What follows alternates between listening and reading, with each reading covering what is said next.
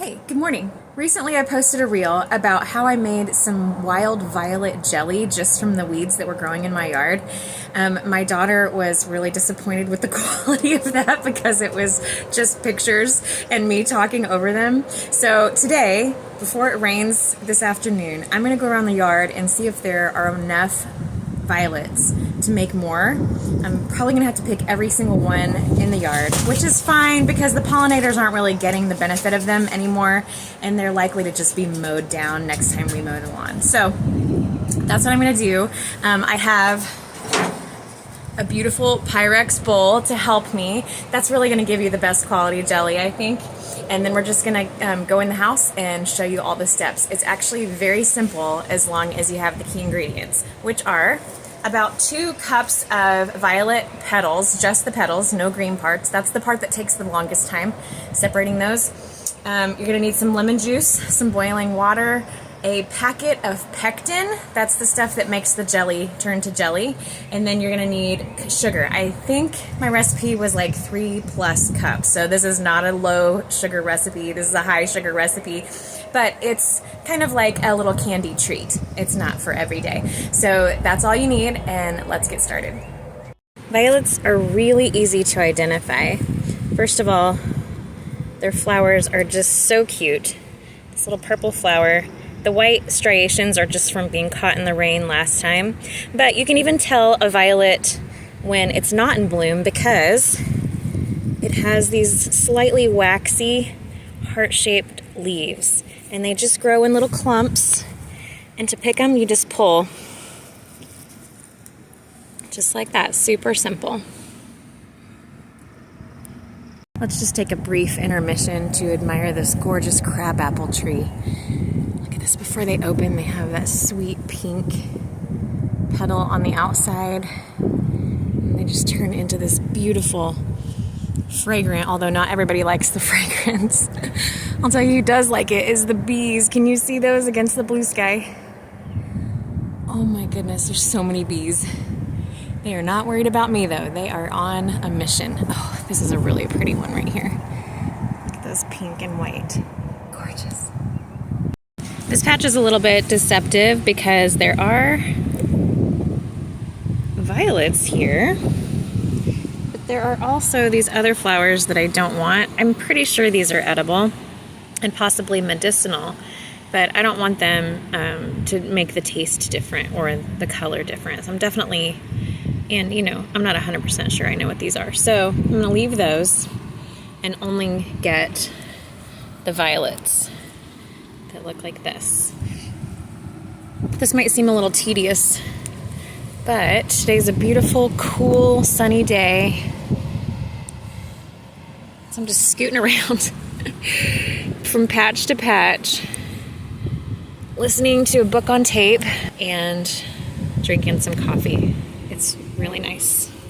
I just noticed these are from Nerf darts. Those things are everywhere.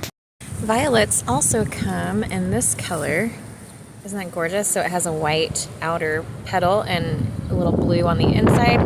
I'll add a couple of those to the pot here, but it won't do anything for the color of the jelly. You really want a deep, beautiful, rich color.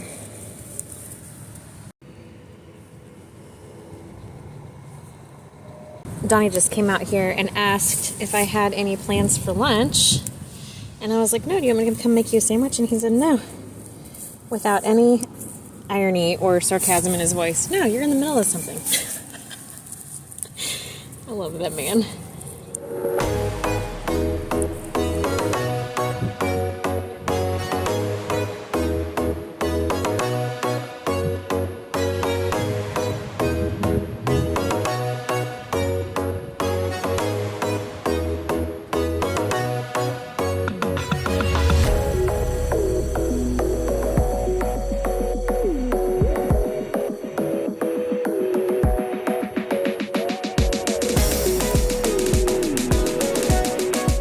This is what I'm starting with. It looks like a lot. The volume will actually decrease quite a bit when I take the sepals off.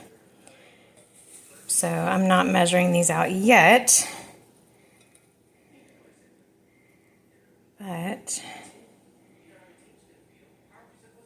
hopefully I'll have two to 3 cups to make another batch of this jelly. Look how beautiful. So to remove the petals, you just hold by this back part here and pull out the petals. I've been sitting here a long time, and I still have this much left, and this is how much it made. It's getting close to 2 cups, so this is gonna be able to make another whole batch, which will probably make about 8 of these little guys right here. So pretty.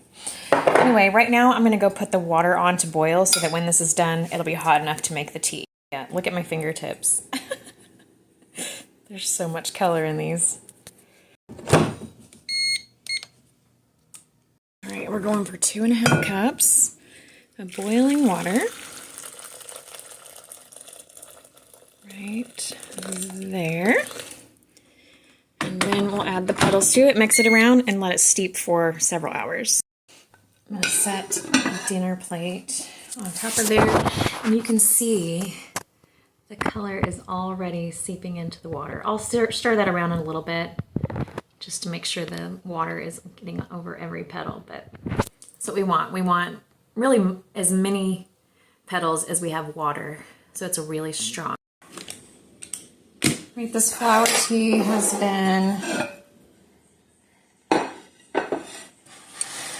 been brewing for a couple hours. It smells kind of funny. And it's really dark, like inky dark blue. I'm gonna let it go a couple more hours. I think it's been going 2 hours. I'm gonna give it 2 more, and then we can make the jelly. We're prepping the jars by boiling them in a water bath canner, for 10 minutes. And make sure they're sterilized. And the total amount of canning time is less than 10 minutes. So you definitely want to get these completely sterile before you put your jelly in them. I've let this tea brew for a while, a few hours, and I'm going to pour it into this coffee filter. Last time I made it, there were tiny little pieces that I couldn't get out, just a few. So I'm going to pour it through a strainer and a coffee filter. Look how dark that liquid is.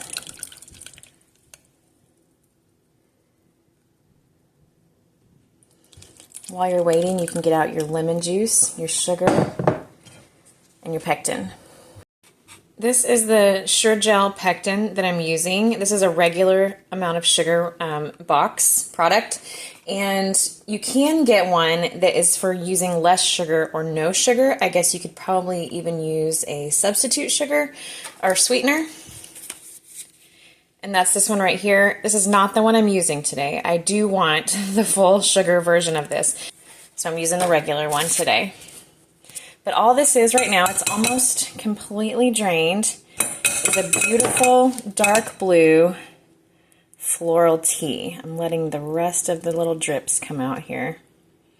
It's very, very dark blue. The next thing we're going to do is add the lemon juice. And listen, don't look away. Last time I did this, I was talking to somebody and I looked away and I missed the reaction. So you've got 3 tablespoons of lemon juice. And you pour it in, and look at that color change. Isn't that gorgeous? You can't do without the lemon. You need the lemon for flavor, and you need the lemon for acidity so that you can can this and leave it on the shelf. You don't have to eat it all in the first week. Look at that color. Added to the tea is lemon juice, and the next thing we're going to do is add the pectin. You can't add things out of order, and you can't substitute for these things unless you really know the purpose behind these chemical reactions. All right, I'm going to stir this around just a little bit, just so it's mixed, and then I'm going to put it in a non-reactive pan. You want to make sure it's big enough because you're going to add a lot of sugar and it's going to come to a full rolling boil. So you don't want to be boiling out this beautiful liquid. All right, so I have a stainless steel pan here. I'm going to bring it up to a full boil and I'm going to keep stirring it. I can actually feel the thickening happening while it's cooking. My timer is set at 1 minute, but I haven't pushed start yet because what I'm looking for is that full boil. I do have a little bubbling here. That's not enough. A simmer is not enough. You want a full boil, and then you push start on your timer. Almost there. There it is, and I'm pushing start. Woo!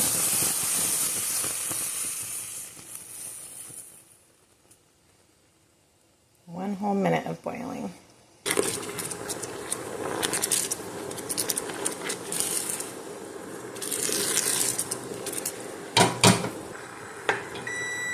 Alright, that was it. That's the whole thing. Now, we're going to pour the sugar in all at once. This is going to cool it off just a tiny bit. Once it's all dissolved, you're going to bring this back to a rolling boil again and time it for 1 minute exactly. That's the last step. Look how pretty that is. The sugar gives it a real glossy, translucent look. There it is. Just beeped. I'm going to let this settle down, and then if there's foam, we can just kind of skim that off once it settles. Filling these jars up with about 1/4 inch of space. It's already started setting, so we know the Sure Gel worked with that much left over, and it looks like my family is getting a treat. Wipe the rims with a damp cloth to get any sugar off of there. We want a really nice seal. And then we're going to take our sterilized lids. Where did those go? This tool is great for this. Takes a little practice, but it helps you not get your fingers on the underside.